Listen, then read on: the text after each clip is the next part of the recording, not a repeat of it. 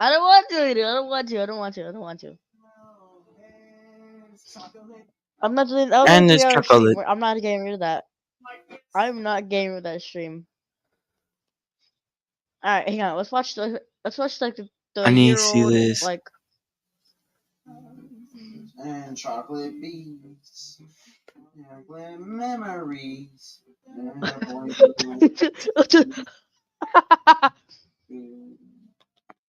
A dog, dog. No, I don't. No, Seeing I the want 3 hour to. stream, seeing the three No, hour stream, I want to kill myself. I'm not. No, this will be no, no. a I didn't. I didn't ignore Mason you. and Max exclusive. No, no, no. I just want to. I literally was just watching. I was ignoring you because I was like doing something, and I kind of regret like ignoring you because look what happened. I had to end the stream. I had to end like 2 streams. Hey, I'm gonna read. If you told me it was terrible, my singing, I would have stopped immediately. I'm like, oh shit. Well, it's terrible. What can I do? Nothing. Nothing. Nothing I can do. Nothing. I would have been like that. Like, my guy, you could have said something. Okay, now I got to look at Rule 34. I hate my life. Rule 34. I swear. I swear. Rule 34. Rule 34, Pomni. bro. Pomni. Rule 34. Okay, okay, Shots. let's watch. Ragathon. Okay, let's watch a video. Okay, let's watch this year-old. Its story, filled with landscape, I don't know, drama, I'm dying. animals, and plants of all shapes and sizes. This How are you losing this mega-diverse bet? I've tropical seen level. vivarium has been through a I've seen lot. not even I C hope this class video better than will you. make it justice. Wait, Jake, Watch until we're the watching end this to see video. ant I watch. mice, frogs, lizards, tarantulas, freshwater crabs, and so much more living together in this ecosystem. Wait, who just? I just Oh. got like a Starting Discord with a thing. cinematic No. introduction. No one You know hits what him. Yuri himself is, No. with epic music to really C highlight class the has death counter. way more than it should. Fasten your seatbelts. That snail is literally faster than you can avoid your mistakes. In your That imagination. snake is fast enough to avoid your mistakes.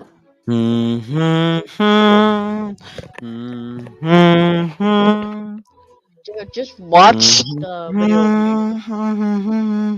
Please. Is that a banana slug? No, it's termites. No, I thought I saw a banana slug. That's why. Fresh crab, freshwater crab. Yo, I'm selling my leg.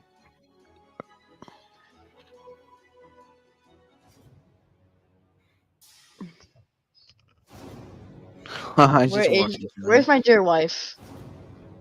Food. I love food. Your wife? What? I can water. What is he saying? Do you hear yourself? Oh, I want to kill myself. How did I miss? No, Jay, can you watch the video of me actually No, I'm getting beat. actually like purple? I Well, would you said rather. a suicidal joke in my. I'll throw a suicidal joke in your stream. You literally just said I want to kill myself. My cat like canceled again, bro. I want to kill myself. Stop lagging! I'm cooked. I'm Such a high biodiversity value.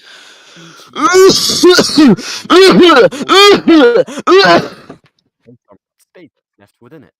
Throughout the video, we I've will examine Why are you playing? Cancelled. above as well underground. And And if you want to see more of this, make sure to support the channel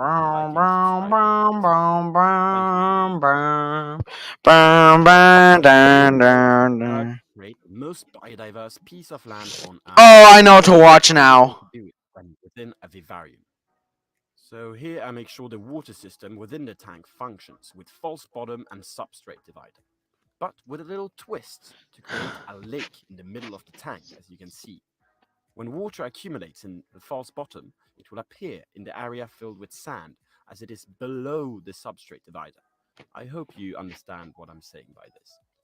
The pond not only allows for the aquatic wildlife, but Its central position in the tank allows a clear view and safe introductions of the many animals to come. I really liked it. You guys A escape? nice landscape addition. Yeah, Next, I they had smell like actual dog biodiverse as possible, sometimes. and it was a It's struggle. Very rarely. It was going to take time to Yeah, a little fill bit. this enormous vivarium with life. It looks horrendous at the moment, but still, there were some animals that actually flew in and colonized these ugly lands.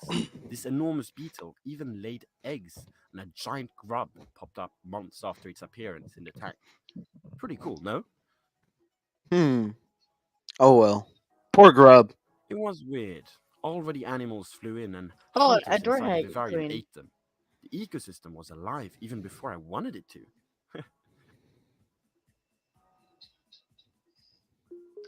The spider got It free was looking lunch. good.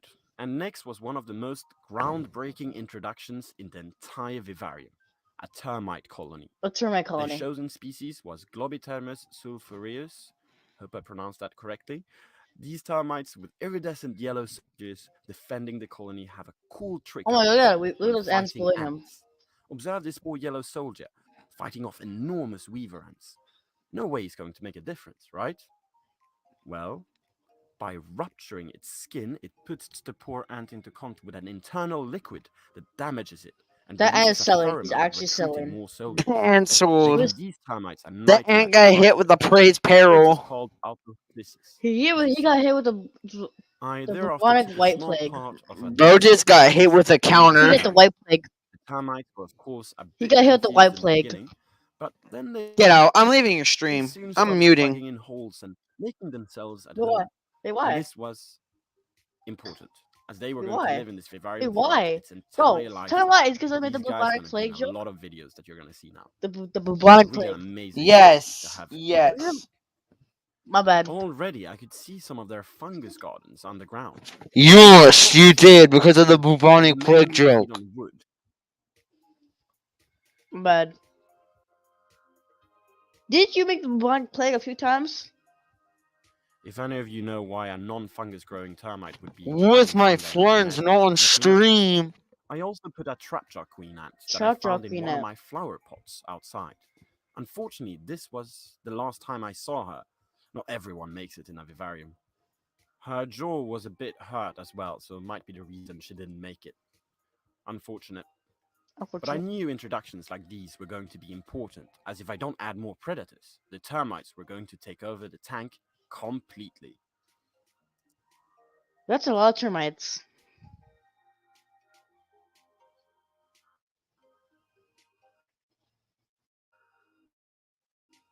And there we go with the vivarium's first chapter. It was not that eventful, but not even close to what is to come. I was still impressed though, as I remember putting out bait to see what animals live in the tank, and somehow there was already an established ant colony of small ants. Oh. They probably lived in one of the introduced plants. This colony of red big-headed ants also proved to be one of the most long-lasting colonies in the vivarium, dominating many niches as they grew in numbers later on. They are called big-headed ants because they have a class of worker ants called mages with larger and more muscular heads. This is known as polymorphism within ants.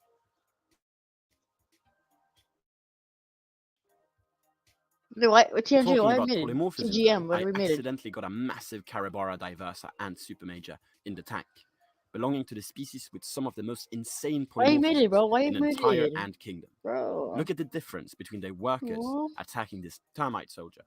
A colony of these was soon to be introduced Bro, I'm too, sorry, but I'm that's for sorry, I'm later sorry, in I'm this video. sorry. I'm sorry about the joke, okay? We are now done with chapter 1, and it involved mainly plant and dirt hitchhikers, such as the red big-headed ant colony, and then No, the termite why'd you colony, and mute? finally other bugs Oh flying my into it god. at night. I'm But sorry, these first sorry. colonizers were soon about Jeez, to get leave the company, stream. and No, lots of don't it. leave stream, So don't leave let's get stream, don't to leave stream. chapter 2.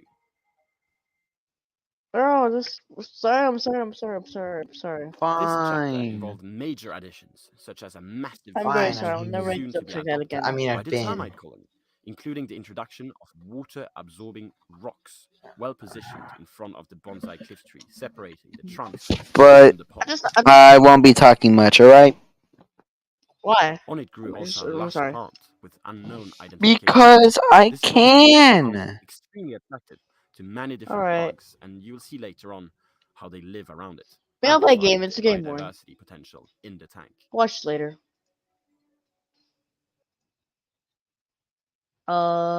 Just like Male Place in Jurassic World. Share screen. The entire window. Yeah. Let's go to Steam. You know what? First, let's just torture people, okay? And Jacob, let's just torture some people. Massacre 1,000 people.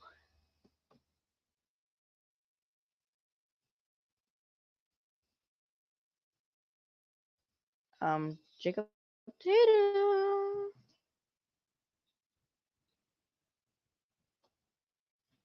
We'll play Empires and Growth later. Just relax. Buckaroos. Just relax, Buckaroo. I found the dumbest Star Wars death.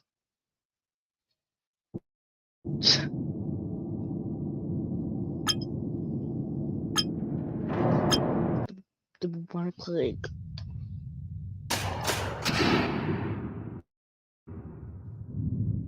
Okay, so we're gonna do the sides. This is Omar Games side.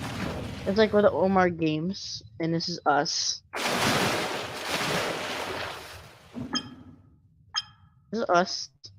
No, this is actually him. His side. This is his side.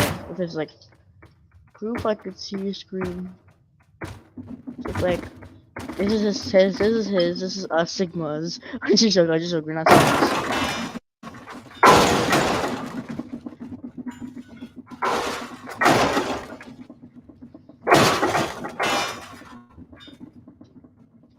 Like, this is a little bit not fair. Hang on.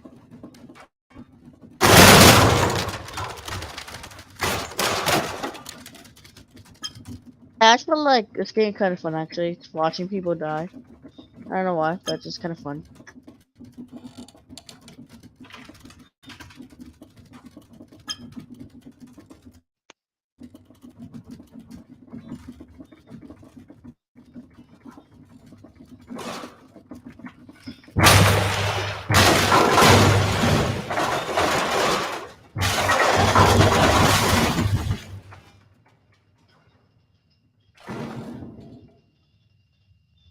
Like nothing happened.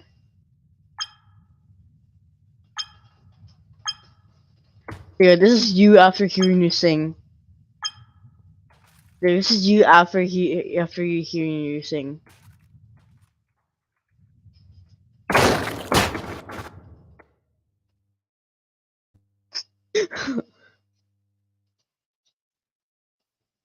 Yeah, this is Jacob. This is you after after hearing you sing. This is you after hearing you scream. That is straight facts. Wait, let's do it again. Let's do it again. Hey, let's do it again. Jacob after hearing him sing like 1.1000 seconds. Hang on, bro. Oh my god. Oh, I can use the delay button. The game modes after hearing him sing. Ow! Oh my god. I'm out of- Bozo.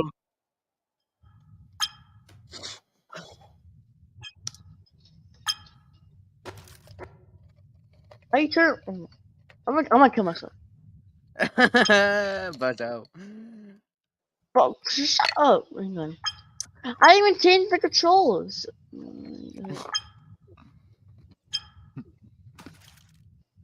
Oh, it's Jacob after hearing him sing. Facts. Came by a dot away.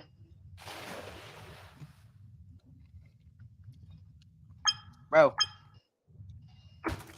Is there a way to broadcast my PS5? Like, can you get Discord Yeah. on the PS? I think so. Jacob after seeing Sean Miller for the first like when he finally saw him.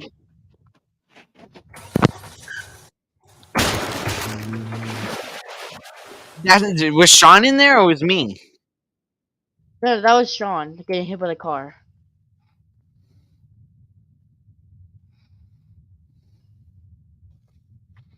your imagination. Mhm. Mhm. It's in your imagination.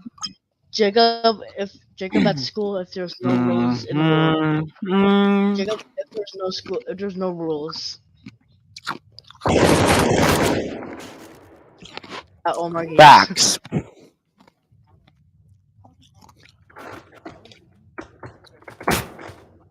Okay, let's just make some memes like really quick. Jacob after hearing himself sing, his past self. Yo. That's your past self.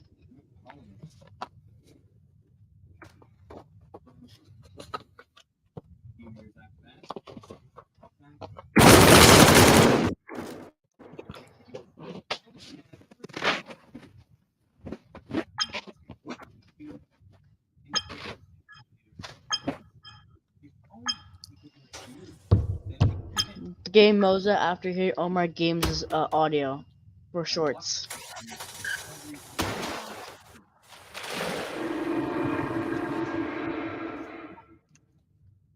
Blue was almost impossible to make. Throughout the 1960s, every big electronic company in the world, from IBM Jacob after I made an offensive joke. raced to create the blue LED. They knew it was despite the efforts of thousands of researchers, nothing worked. 10 years after Wozniak's original Jacob, hang on. Look. Me, if I made an offensive joke in front of the Game Moza. Monsanto, these won't ever be used in appliances or dashboards and stereo sets to see if the stereo was on. This would still be true today, if not for one engineer who defied the entire industry and made Let's watch something educational, shall we? the world's Oh, okay. Let's watch some like ants, like leaf cutters. No! No, I Yeah. already have the video. Aw. Where the fuck is my... Oh, I they're mean, leaf where the cutters. heck is my... You go back. You my stream canceled. I got emotionally canceled, yep. Alright, let's do this. Next. Stop. We got it? LEDs don't get their color from their plastic covers, and you can see that because here is a transparent LED that also glows the same red color. The color of the light comes from the electronics themselves. The casing just helps us tell different LEDs apart. In 1962, General Electric engineer Nick Holonyak created the first visible LED. It glowed a faint red. A few years after that, engineers at Monsanto created a green LED. But for decades, all we had were those two colors. So LEDs could only be used in things like indicators, calculators, and watches. If only we could make blue, then we could mix red, green, and blue to make white Facts. and every other color, unlocking LEDs for every type of lighting in the world, from light bulbs to phones to computers to TVs to billboards. But blue was almost impossible to make. Throughout the 1960s, every big electronics company in the world, from IBM to GE to Bell Labs, raced to create the blue LED. They knew it would be worth billions. Despite the efforts of thousands of researchers, nothing worked. 10 years after Holonyak's original LED turned into 20, then 30, and the hope of ever using LEDs for light faded away. According to a director at Monsanto, these won't ever replace the kitchen light. They'd only be used in appliances, car dashboards, and stereo sets to see if the stereo was on. This might still be true today, if not for one engineer who defied the entire industry and made 3 radical breakthroughs to create the world's first blue LED. Shuji Nakamura was a researcher at a small Japanese chemical company named Nishia. They had recently expanded into the production of semiconductors to be used in the manufacture of red and green LEDs.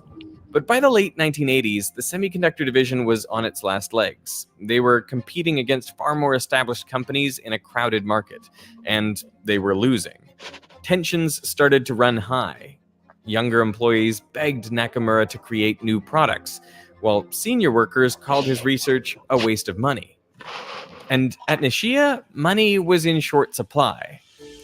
Nakamura's lab mainly consisted of machinery he had scavenged and welded together himself.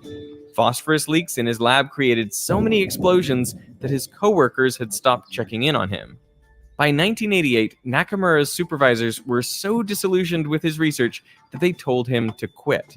So it was out of desperation that he brought a radical proposal to the company's founder and president, Nobuo Ogawa. The elusive blue LED that the likes of Sony, Toshiba, and Panasonic had all failed at. What if Nishia could be the one to create it? After suffering loss after loss on their semiconductors for more than a decade, Ogawa took a gamble. He devoted 500 million yen, or $3 million, likely around 15% of the company's annual profit, to Nakamura's Moonshot project.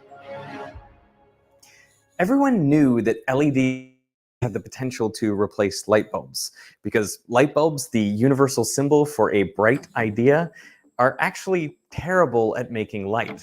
They work by running current through a tungsten filament which gets so hot it glows. But most of the electromagnetic radiation comes out as infrared heat. Only a negligible fraction is visible light. In contrast, LED stands for light emitting diode. It's right there in the name. LEDs primarily create light, so they're far more efficient. And a diode is just a device with two electrodes, which only allows current to flow in one direction. So here's how an LED works. When you have an isolated atom, each electron in that atom occupies a discrete energy level. You can think of these energy levels like individual seats from a hockey stadium. And all atoms of the same element, when they are far apart from each other, have identical available energy levels. But when you bring multiple atoms together to form a solid, something interesting happens. The outermost electrons now feel the pull not only of their own nucleus, but of all the other nuclei as well. And as a result, their energy levels shift. So instead of being identical, they become a series of closely spaced but separate energy levels, an energy band. The highest energy band with electrons in it is known as the valence band. And the next higher energy band is called the conduction band. You can think of it like the balcony level. Okay, Jacob, I want to conductors, see the like, valence the band is only edited, partially luxury video. Hey, what? Oh my god, wait, I just hang on, Jacob. I can pause it. It already is. Yeah, I'm gonna add my screen stage. I just have the same look. Look what happened to him.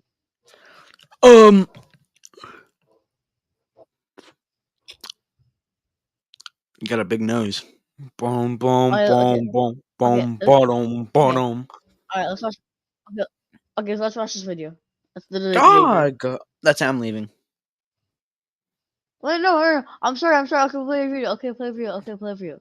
Yes, master. It's- Master. All right, I need to put this back real quick. So just we'll start this, but give me a second Filled. to come back. This means with a little bit of thermal energy, electrons can jump into nearby unfilled seats. And if an electric field is applied, they can jump from one unfilled seat to the next and conduct current through the material. In insulators, the valence band is full, and the difference in energy between the valence and conduction bands, the band gap, is large. So when an electric field is applied, no electrons can move. There are no available seats to move into in the valence band, and the band gap is too big for any electrons to jump into the conduction band. Which brings us to semiconductors. Semiconductors are similar to insulators, except the band gap is much smaller. This means at room temperature, a few electrons will have sufficient energy to jump into the conduction band. And now they can easily access nearby empty seats and conduct current. Not only that, the empty seats they left behind in the valence band can also move. Well, really, it's the nearby electrons jumping into those empty seats, but if you look from afar, it's as though the empty seat or hole is moving, like a positive charge, in the opposite direction to the electrons in the conduction band. By themselves, pure semiconductors are not that useful. To make them way more functional, you have to add impurity atoms into the lattice. This is known as Okay, after doping. this, we're For gonna example, watch in some brain silicon, rot. What? Bro muted up to stay silent. That's crazy. After this, we're gonna watch something brain rot. It's gonna be All fun. right. Funny. That's fine by me. you can add a small number of phosphorus atoms. Phosphorus is similar to silicon, so it easily fits into the lattice, but it brings with it one extra valence electron. This electron exists in a donor level just beneath the conduction band. So with a bit of thermal energy, all these electrons can jump into the conduction band and conduct current. Since most of the charges that can move in this type of semiconductor are electrons, which are negative, this sort of semiconductor is called N-type, N for negative. But I should point out that the semiconductor itself is still neutral. It's just that most of the mobile charge carriers are negative. They are electrons. So there is also another type of semiconductor where most of the mobile charge carriers are positive, and it's called P-type. To make P-type silicon, you add a small number of atoms of, say, boron.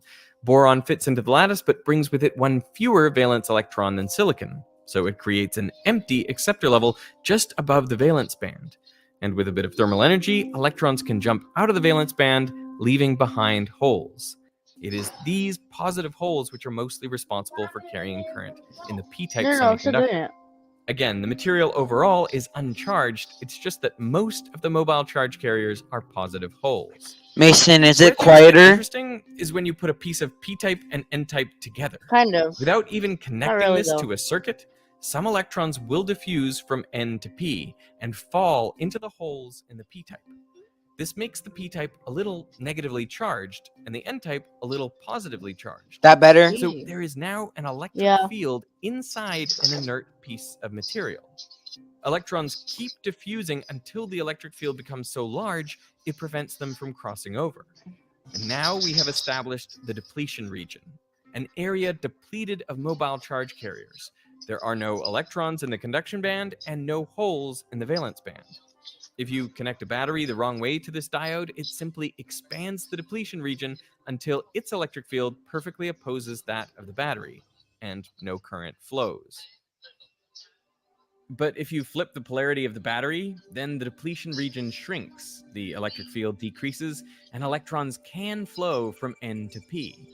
When an electron falls from the conduction band into a hole in the valence band, that band gap energy can be emitted as a photon. The energy change of the electron is emitted as light. And this is how a light-emitting diode works. The size of the band gap determines the color of the light emitted. In pure silicon, the band gap is only 1.1 electron volts, so the photon released isn't visible. It's infrared light. These LEDs are actually used in remote controls like for your TV, and you can capture them on camera. Moving up the spectrum, you can see why the first visible light LEDs were red, and then green, and why blue was so hard. A photon of blue light requires more energy and therefore a larger band gap. With so many choices on Booking.com, there are so many Tina Feys I could be. By the 1980s, after hundreds of millions of dollars had been spent hunting for the right material, every electronics company had come up empty-handed. But researchers had at least figured out the first critical requirement: Empty-handed. high-quality crystal. No matter what material you used for the blue LED, it required a near-perfect crystal structure. Any defects in the crystal lattice disrupt the flow of electrons. So instead of emitting their energy as visible light, it is instead dissipated as heat. So the first step in Nakamura's proposal to Ogawa was to disappear to Florida. He knew an old colleague there whose lab was beginning to use a new crystal-making technology called metal organic chemical vapor deposition, or MOCVD. An MOCVD reactor, essentially a giant oven, was and still is the best way to mass-produce clean crystal. It works by injecting vapor molecules of your crystal into a hot chamber, where they react with a base material called a substrate to form layers. It's important that the substrate lattice matches the crystal lattice being built on top of it to create a stable, smooth crystal. This is a precise art. The crystal layers often need to be as thin as just a couple How of long atoms. is this over? Nakamura joined the lab for a year to master MOCVD. but his time there was miserable. He wasn't allowed to use How the long is this working over, actually? MOCVD, Sorry. so he spent 10 of his 20 12 months more assembling minutes. a new system Lol. almost from scratch. No! Even worse, his lab mates We need to shunned watch him all of it. because Nakamura didn't have a doctorate, nor any academic papers to his name, as I Nishia was just didn't watching it allow out. publishing. His lab mates, all PhD researchers, dismissed him as a lowly technician. This experience fueled him. Nakamura wrote, "I feel resentful when people look down on me. I developed more fighting spirit. I would not allow myself to be beaten Oh my by god. such people." Oh no. I need to see that video. I need to see that one video. He returned to Japan in 1989 with two things in hand. I don't know if you saw One, my an order screen. for a brand but, new like- MOCVD reactor for Nishia, and two, Okay, I need a to watch fervent that video. desire to That get video his is kind of PhD. funny. At that time in Japan, you could earn a PhD without having to go to university, simply by publishing 5 papers. Nakamura had always known his chances of inventing the blue LED were low, but now he had a backup plan. Even if he didn't succeed, he could at least get his PhD. But now Jacob, the I'm question really gonna was, watch with this, all of MOCVD it. under his belt, which Yeah. material should he research? We have to. By this time, scientists had What? narrowed the It's options down to 2 main boring. candidates, zinc selenide and gallium nitride. These were both semiconductors with band gaps theoretically in the blue light range. Zinc selenide was the far more promising option. When grown in an MOCVD reactor, it had only a 0.3% lattice mismatch with its substrate, gallium arsenide. Therefore, zinc selenide crystal had about 1,000 defects per square centimeter, within the upper limit for LED functioning. Its only issue was that while scientists had figured out multiple different ways to create N-type zinc selenide, no one knew how to create P-type. In contrast, gallium nitride had been abandoned by almost everybody for 3 reasons. First, it was much harder to make a high-quality crystal. The best substrate for growing gallium nitride was sapphire, but its lattice mismatch was 16%. This resulted in higher defects, over 10 billion per square centimeter. The second problem is that, like zinc selenide, scientists had only ever created N-type gallium nitride using silicon. P-type was elusive. And third, to be commercially viable, a blue LED would have to have a total light output power of at least 1,000 microwatts. That's 2 orders of magnitude more than any prototype had ever achieved. So between the 2 candidates, almost all researchers were focused on zinc selenide. Nakamura surveyed the crowded field and decided that if he were going to publish 5 papers by himself, he'd better focus on gallium nitride, where the competition was much less fierce. This material's main claim to fame was one development back in 1972, when RCA engineer Herbert Maruska made a tiny gallium nitride blue LED. But it was dim and inefficient, so RCA slashed the project's budget, calling it a dead end. 20 years later, scientific opinion hadn't changed. When Nakamura attended the biggest applied physics conference in Japan, the talks on zinc selenide had over 500 attendees. The talks on gallium nitride had 5. A car is a car.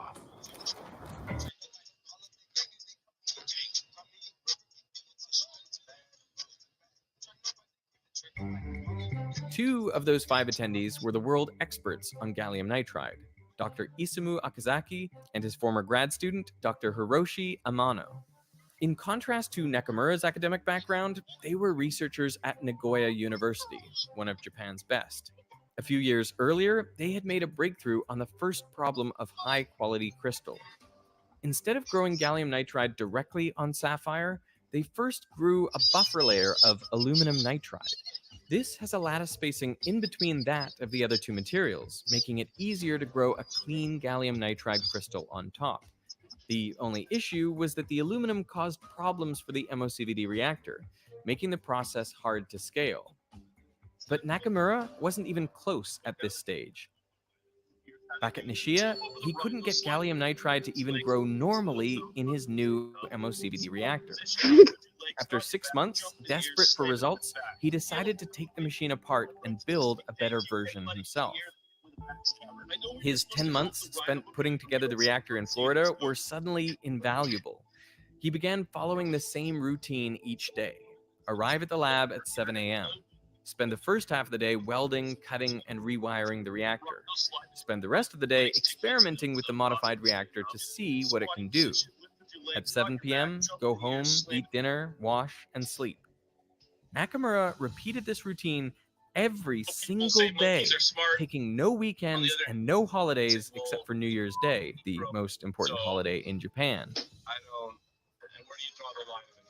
After a year and a half of continuous work, he came into the lab on a winter day in late 1990. As usual, he tinkered around in the morning, grew a gallium nitride sample in the afternoon, and tested it.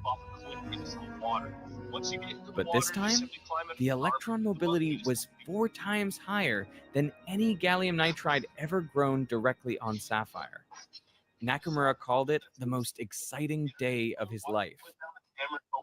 His trick was to add a second nozzle to the MOCVD reactor. The gallium nitride reactant gases had been rising in the hot chamber, mixing in the air to form a powdery waste. But the second nozzle released a downward stream of inert gas, pinning the first flow to the substrate to form a uniform crystal.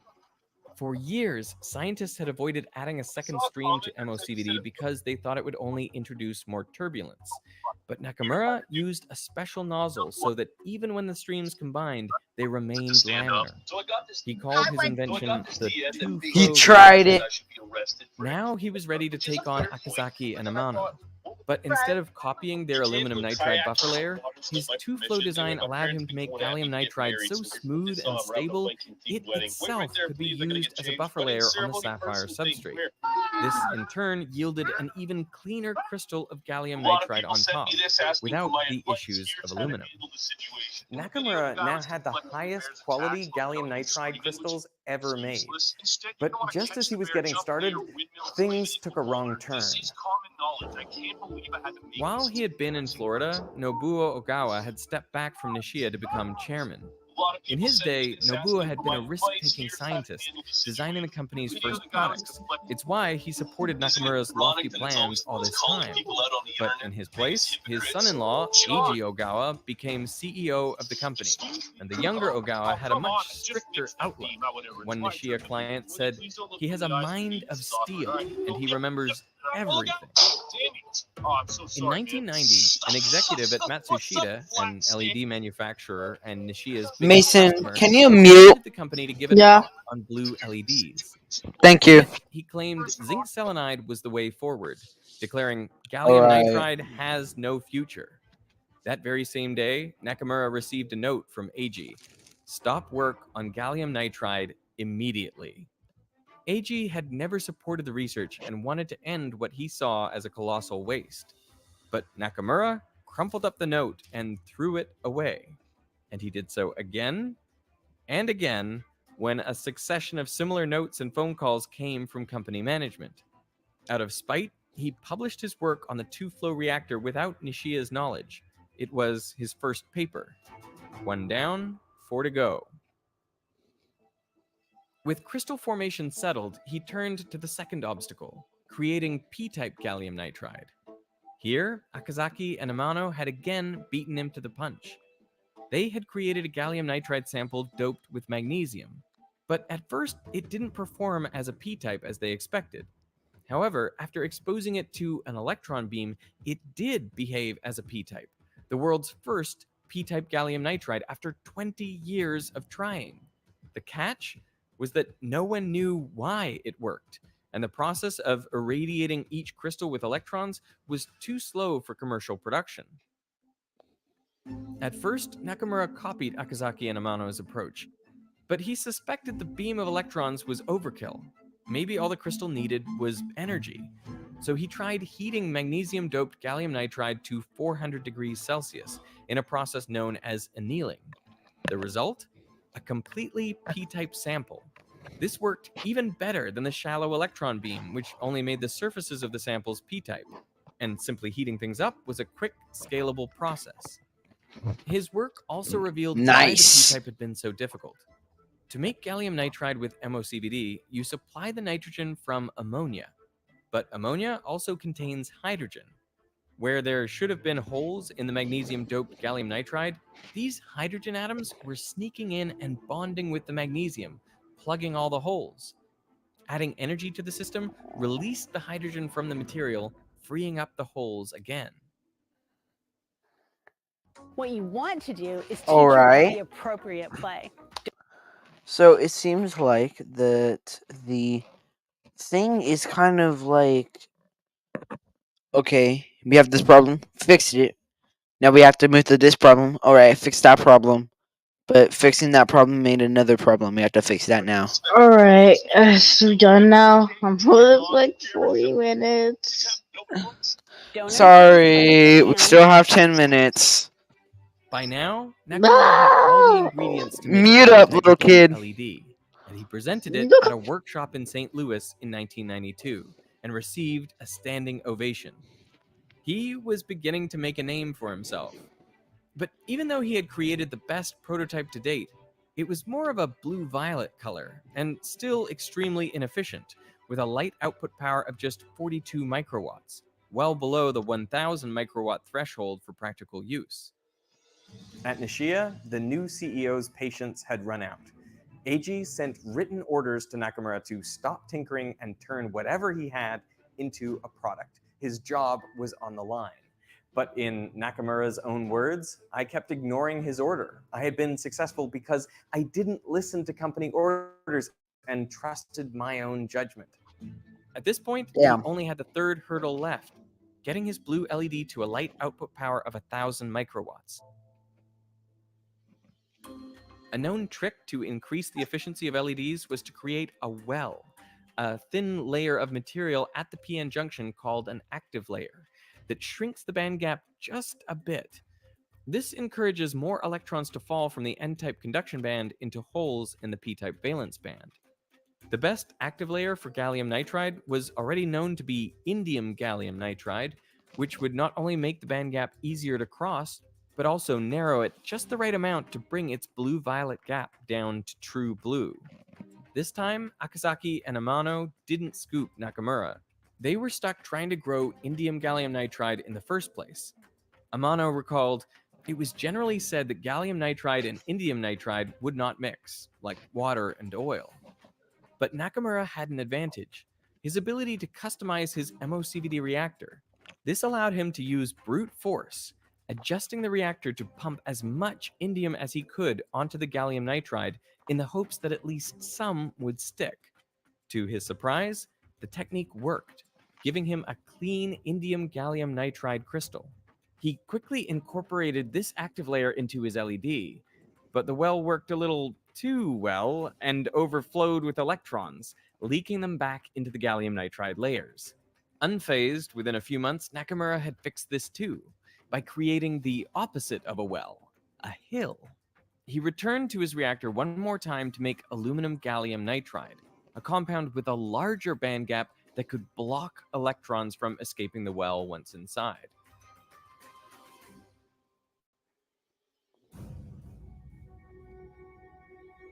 The structure of the blue LED had become far more complex than anyone could have imagined. Nice. But it was complete. I was making progress. By 1992, Shuji Nakamura had this.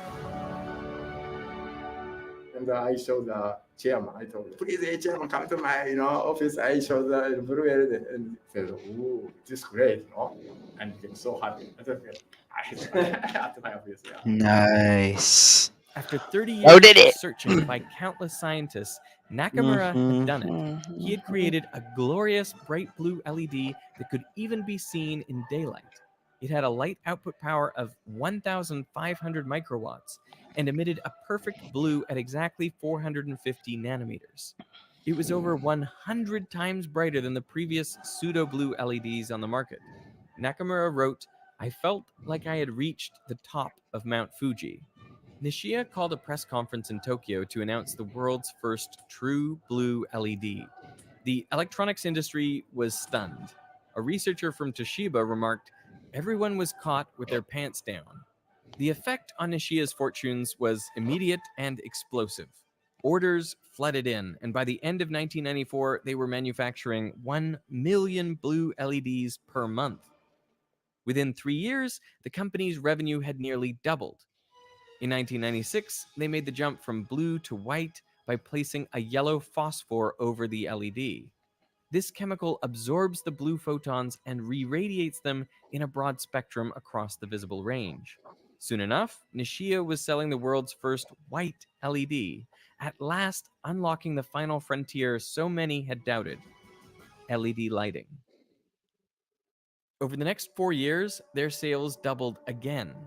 By 2001, their revenue was approaching $700 million a year. Over 60% came from blue LED products.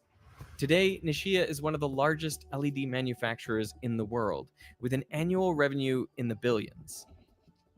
As for Nakamura, to whom Nishia owed the quadrupling of its fortunes, He died? Dog. He died. I increased my salary 60,000 after double. Yeah, I heard you only got a $170 bonus. each pattern. So you got a $170 bonus for the patent. Yes. This was all while the blue LED was generating hundreds of millions of dollars in sales. Eiji Ogawa had always seen Nakamura's stubborn individuality as a liability, not a strength. The message was clear. In 2000, after more than 20 years at Nishia, Nakamura left the company for the US, where job offers had been pouring in. But his troubles with Nishia weren't over. He began consulting for Cree, another LED company. Nishia was furious and sued him for leaking company secrets. Nakamura responded by countersuing Nishia for never properly compensating him for his invention, seeking $20 million. In 2001, Bro did the Japanese Uno courts reverse sued card. Nakamura and ordered Nishia to pay him 10 Bro did times the his Uno initial reverse request. card. But Nishia appealed, and the case was eventually settled with a payout of $8 million. In the end, this was only enough to cover Nakamura's legal fees. This Is it all over? he I got almost took a for nap. an invention It's that now about to, comprises an right $80 now. billion industry. From house lights to street lights. Give it 6 While you're watching minutes. this video on a phone, computer, or TV, if you're outside following traffic lights or displays, chances are you are relying on blue LEDs.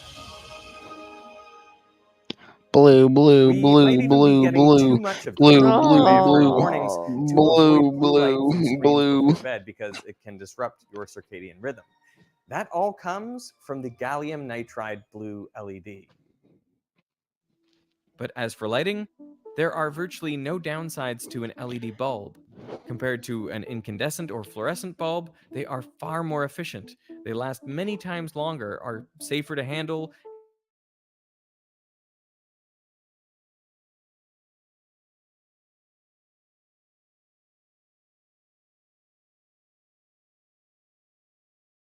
Price has come down to only a couple of dollars more than other types of bulbs. And at their efficiency, with average daily use and electricity pricing, you can recoup that cost in only 2 months and continue to save for years after that. The result is a lighting revolution. In 2010, just 1% of residential lighting sales in the world were LED. In 2022, it was over half. Experts estimate that within the next 10 years, nearly all lighting sales will be LED.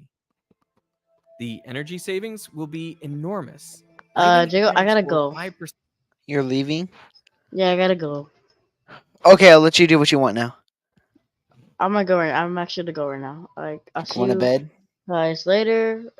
Subscribe to Hold on, Game I'm Mode gonna do right the now. outro. I'm gonna do the outro. Let me do the outro. Okay. You put yourself backstage. Don't. You put yourself backstage right now, boy. Alright. Anyways, I'm kind of like the outro guy, so Hey. get back. Can you end the stream? No, hold on, I'm gonna have to do the outro. Come on, put yourself back. Anyways, I'm kind of like the outro guy. So anyways, I hope you guys enjoyed our educational stream. I know.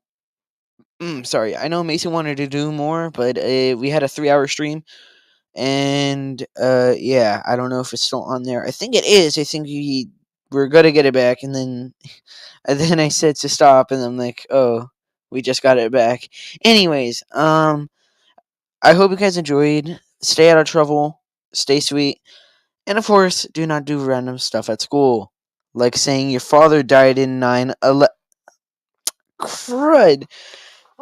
Anyways, Mason, end the stream in like 5 seconds, starting now. Anyways, don't say that your dad died, and of course, 9/11. Anyways, despite that, yeah, stay out of trouble. And if you do, I will come after you. I will swim to every single end of the ocean. I will walk on every single piece of flipping inch